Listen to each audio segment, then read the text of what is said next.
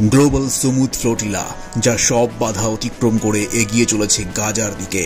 জায়নবাদীদের বুকে কাঁপন ধরিয়েছে এই নৌবহর। এখন জেনে নেওয়া যাক কি এই সুমুদ ফ্লোটিলা, পেছনের গল্পটাই বা কেমন। আরবি ভাষায় এটাকে বলে উস্তুল আ সুমুদ আল আলামি, অর্থাৎ যা স্বাধীনতা আদায়ে অটল থাকে। তাই এটিকে গ্লোবাল ফ্রিডম ফ্লোটিলাও বলে। এটি আন্তর্জাতিক সচেতন নাগরিক সমাজের নেতৃত্বে তৈরি একটি সামুদ্রিক উদ্যোগ, যা 2025 সালের মাঝামাঝি সময়ে গাজা উপত্যকায় ইসরায়েলি অবরোধ ভাঙার লক্ষ্যে এগিয়ে চলেছে। এর নামকরণ করা হয়েছে সুমুদ থেকে, যার আরবি অর্থ অটলতা।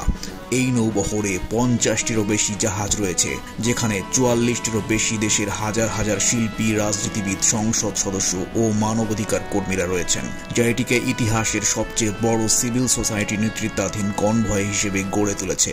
এই জাহাজে বাংলাদেশের আন্তর্জাতিক খ্যাতিসম্পন্ন আলোকচিত্রী শহীদুল আলমও রয়েছেন। মানবিক সহায়তা বহনকারী এই ফ্লোটিলাকে ইসরায়েল জিহাদি ফ্লোটিলা আখ্যা দিয়ে ইতিমধ্যেই অন্তত 10টি জাহাজে 13 বার হামলা চালিয়েছে। তবুও নৌবহরটি থামেনি। ইতিমধ্যেই বিপদসংকুল জলসীমায় প্রবেশ করেছে নৌবহরটি। পরিবেশ কর্মী গ্রেটা থুনবার্গের নেতৃত্বাধীন এই নৌবহরটি গাজার উপকূলের প্রায় কাছাকাছি চলে এসেছে। যে পতাকা মুছে ফেলতে চেয়েছিল সাম্রাজ্যবাদী শক্তি, যে ইতিহাস দমন করতে চেয়েছিল জায়নবাদী ইসরায়েল, সেই পতাকা ও ইতিহাস বুকে নিয়ে এগিয়ে চলেছে গ্লোবাল সুমুদ ফ্লোটিলা। এর পেছনে রয়েছে একটি ইতিহাস। 2007 সালে ইসরায়েল গাজা উপত্যকায় নৌ অবরোধ আরোপ করলে প্রথম এই অবরোধ ভাঙার চেষ্টা করা হয় ফ্রি গাজা মুভমেন্ট নামে।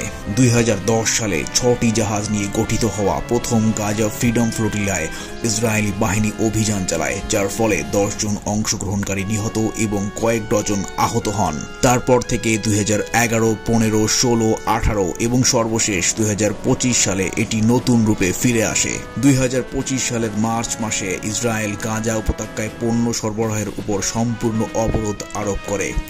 এরপর জুলাই মাসে এই উদ্যোগের উত্থান ঘটে। বার্সেলোনা বন্দর থেকে 50টিরও বেশি জাহাজ নিয়ে যাত্রা শুরু করে আলোর দিশারি সুমুদ ফ্লোটিলা।